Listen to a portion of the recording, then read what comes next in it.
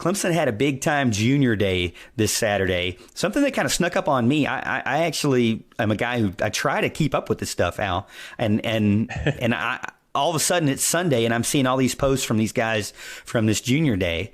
And now, keep in mind, these players are from the 2021 and 2022 class.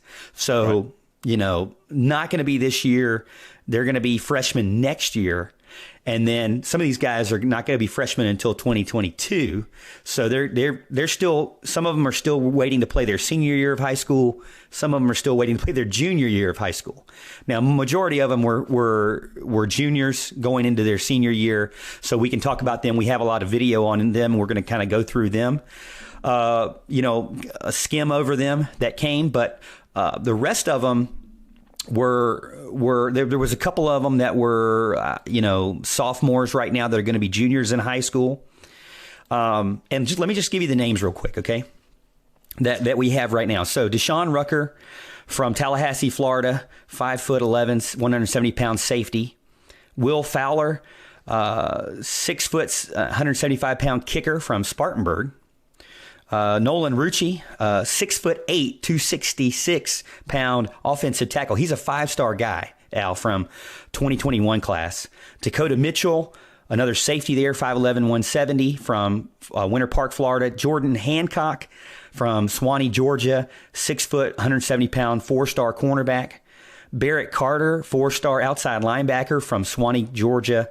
Troy Stellato from Fort Lauderdale, Florida, 6 foot, 172-pound guy. And then Ryan Barnes from Maryland, 6'2", 175-pound cornerback. Another 6'2" cornerback there. Hey, I know Clemson likes those taller outside guys. And then I got down a couple guys from the 2022 class. DJ Dudley from Alabama, 6'2", 195 outside linebacker. Keep in mind, this guy's a sophomore right now going into his junior year. So height and weight is going to change probably by the time that he has a chance to actually commit to Clemson. And then Jalen Walker, 6'3", 185 outside linebacker. Both those guys aren't ranked yet because there's not a lot of film on either one of them. But right. I wanted to ask you, Al, did you have a chance to take a look at any of them? Any of them stick out? I know one for sure that stuck out to me, but I wanted to ask you first. Look, the ones I actually looked at are Nolan Rucci, Troy Stellato, and Jordan Hancock. Actually, the cornerback. I guess you mentioned him. I didn't hear you mention him, but I was trying to look over here at the comments as well. So Nolan Rucci, I mean, obviously he's what you want. He's your prototypical left tackle type guy. I mean, 6'8", goodness gracious alive. And you said, I think you had him at 265. I think somewhere I looked, he was like around 285 or something like that, which would be better. Obviously, you want him to have a little bulk there. Both of his parents went to Penn State, so there's obviously a big time pull there. I guess they would be considered the leader in the clubhouse. I mean, if your parents not only both went to school there, I think maybe even both of them played some kind of sport there. Obviously, the dad played football, played in the NFL as well.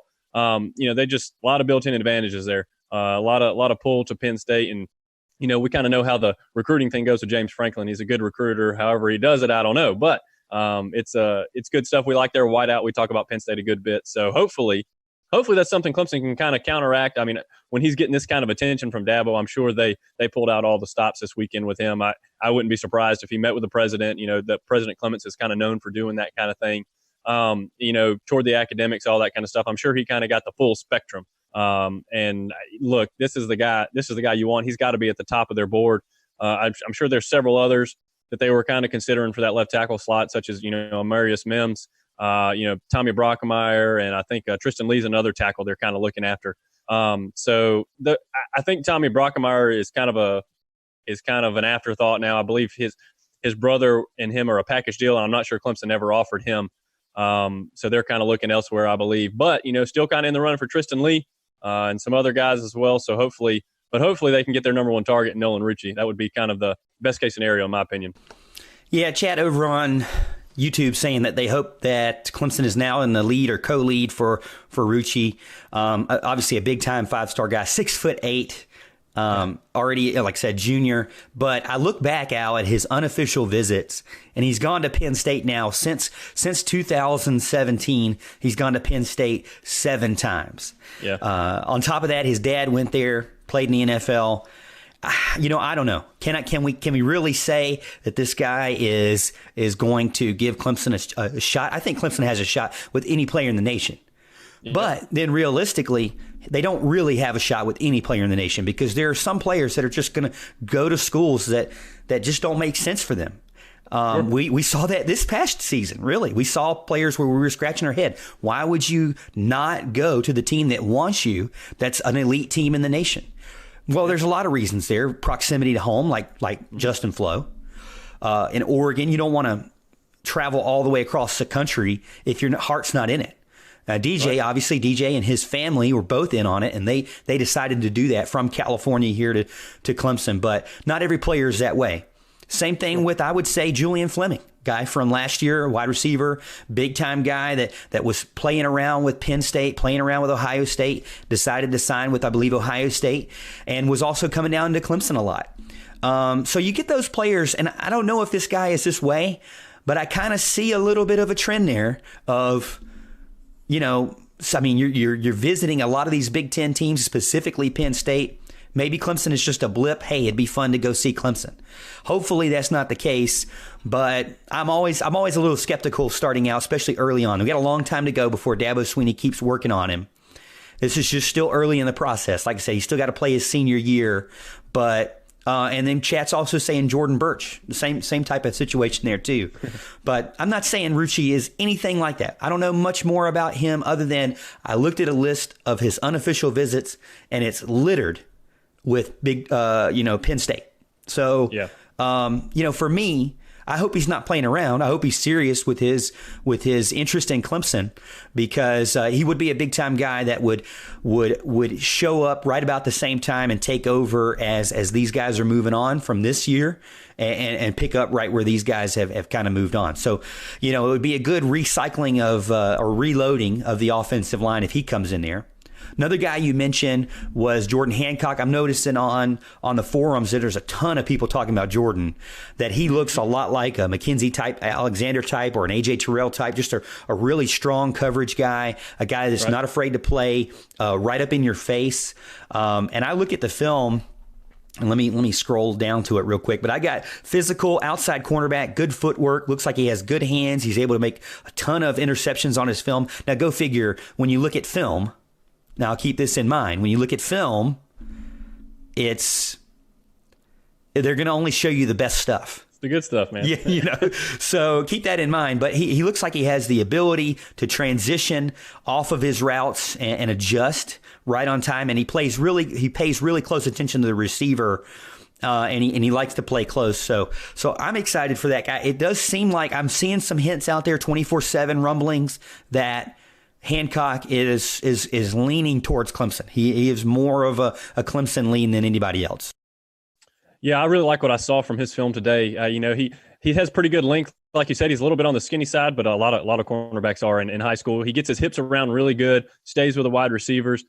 He has elite ball skills. I mean, if you saw his film, he's making all kind of catches that a receiver would make. And maybe he plays receiver for his high school. I didn't see that mentioned anywhere, and all of his film is corner, but he could definitely play at wide receiver at the high school level. He plays bigger than he is, like you mentioned. He's not afraid of contact.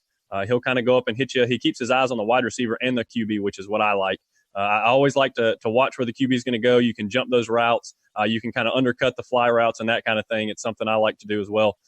So it's one of the things that I really look for in a cornerback. I saw that a lot in Malcolm Green, which is one of the reasons I was so high on him.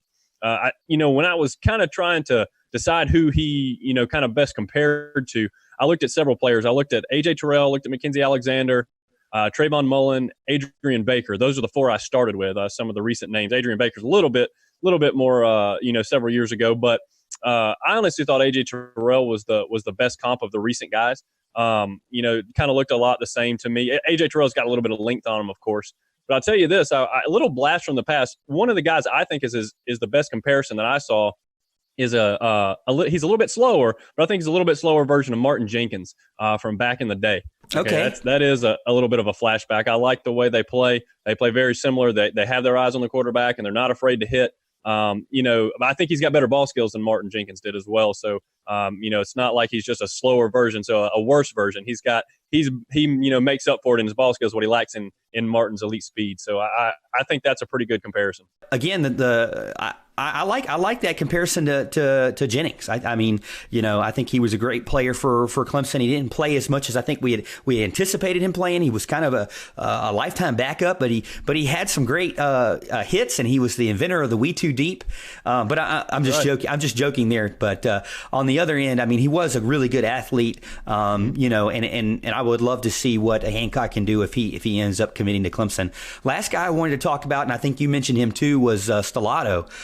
Troy Stellato, big time fast slot receiver. Looks like he loves to go across the middle, catch the ball in stride, run as fast as he can to the sideline, and just go straight up the field. And he is super fast. When I was watching him, he didn't really play outside that much. He played the slot almost exclusively in his high school footage that I saw. But I started seeing a little bit of hints of maybe an Amari Rogers, maybe even Hunter Renfrow. But it does seem like he's a little bit more. I wouldn't say elusive, but maybe he might have faster speed off the ball or off the ball speed than a Hunter Renfrow does. I don't know if he's as good of a catcher or clutch player as Renfrow, but he does look like a gazelle running across the field. Yeah, he definitely looks better coming off the bus than Hunter Renfrow does. There's no doubt about that. I think he's an elite receiver and can really do some damage. I think he's going to be the next 13 if he ends up committing to Clemson. He's going to kind of be that guy we count on in the slot. What I kind of saw when I was looking at his film a lot, like you said, he likes to go over the middle a lot. I think the only problem with that is, Clemson's got to find the middle of the field first before that's any good. So hopefully they're able to, use that a little more this year and kind of show him what they're able to do. I think he's going to need to refine his route running a little bit. It looked to me like he's mostly straight line, whether it's a straight slant or whether it's, a fly, whatever it may be. It doesn't look like he's having to get separation with a lot of cuts. He just kind of goes off the ball and he's wide open. It's kind of what most of his film looked like to me. But yeah, he's got good hands, good explosiveness, nice speed. I think he's going to be a real good one. Yeah, I like him as well. Like I said, I think it'd be a great pickup for Clemson. I don't know where he's leaning right now, but those are three guys that we saw or that were on the list from this week. I mean, they had a ton of people coming in this week. You can check them out over on my article on Clemson Sports Illustrated. That's allclemson.com. I got a list of the guys that came in. I believe I need to update it with one. There was one guy that came in a little bit later on. I wanted to wait to add names, Al, till they actually posted on Twitter that they came. I didn't want to kind of like out them without them publicly saying that they did it. And there was a lot of guys that like immediately after they left campus, they posted on Twitter like Saturday night, Sunday morning. And so I was like scrounging to get the article together. But then there were some guys that seemed to wait till this afternoon. And I don't know, maybe they just, just not as into social media, and maybe that's a good thing. But so I'm going to, keep it updated as much as I can, but go check that out over on allclemson.com, or you can see it over on our Facebook page, a link to the article there. That's Morgan Thomas Show over on Facebook.